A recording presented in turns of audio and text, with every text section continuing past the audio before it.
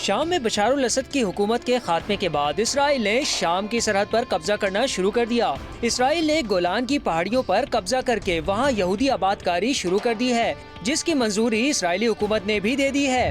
اسرائیلی وزیر اعظم نیتن یاہو کا کہنا ہے کہ شام سے تنازع میں اسرائیل کی کوئی دلچسپی نہیں ہے۔ ان کا کہنا ہے کہ شام میں اسرائیلی کارروائیاں شام سے اسرائیل کو ممکنہ خطرات سے بچانے اور اسرائیل کے ساتھ سرحدی علاقے میں دہشت گردوں کے ٹھکانے بننے سے روکنے کے لیے ہیں۔ چند دن قبل ہی اسرائیلی فوج نے گولان کی پہاڑیوں پر قائم ایک غیر فوجی بفر زون سمیت شام کی سرحدی حدود میں موجود چند اہم پوزیشنز پر یہ کہتے ہوئے قبضہ کر لیا تھا کہ شام میں بشار الاسد کی حکومت کے خاتمے کے بعد اسرائیل کو باغیوں کے حملوں سے محفوظ رکھنے کے لیے یہ اسرائیل کی جانب سے اٹھایا گیا ایک عارضی اقدام ہے۔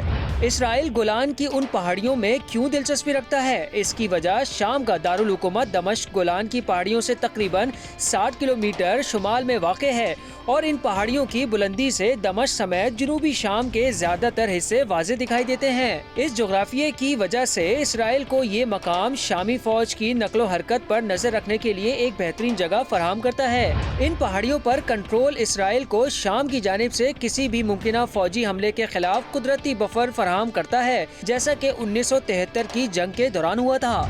دوسری جانب اس خطے میں زیادہ تر زمین بنجر ہے، جبکہ گولان کی پہاڑیاں اس خطے میں پانی کی فراہمی کا ایک اہم ذریعہ بھی ہیں۔ ان پہاڑیوں کی بلندیوں سے بہہ کر نیچے آنے والا بارش کا پانی دریائے اردن میں داخل ہوتا ہے، جس کی بدولت اس دریا کے ارد گرد کی زمین اتنی زرخیز ہے کہ یہاں انگور اور دیگر پھلوں کے باغات پنپتے ہیں، جبکہ یہ زمین مویشیوں کے لیے بھی چراگاہیں بھی فراہم کرتی ہے۔ ایک وقت تھا جب گولان کی پہاڑیوں پر مکمل طور پر شام کا اختیار تھا۔ اس وقت شام 1948 سے 1967 کے دوران شمالی اسرائیل پر گولہ باری کرنے کے لیے باقاعدگی سے توپ خانے کا استعمال کرتا تھا۔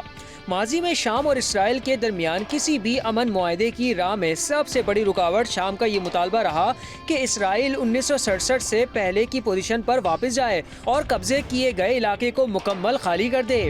اسرائیل کا کہنا ہے کہ دونوں ممالک کے درمیان سرحد مزید مشرق کی جانب ہونی چاہیے تاکہ خطہ اہم ذرائع اور وسائل سے محروم نہ ہو سکے۔ اسرائیل میں رائے عامہ یہی ہے کہ اسرائیل کو گولان کی پہاڑیوں پر قبضہ برقرار رکھنا چاہیے، کیونکہ لوگ یہ سوچتے ہیں کہ حکمت عملی کے لحاظ سے یہ بہت اہم ہے کہ اسے واپس نہ کیا جائے۔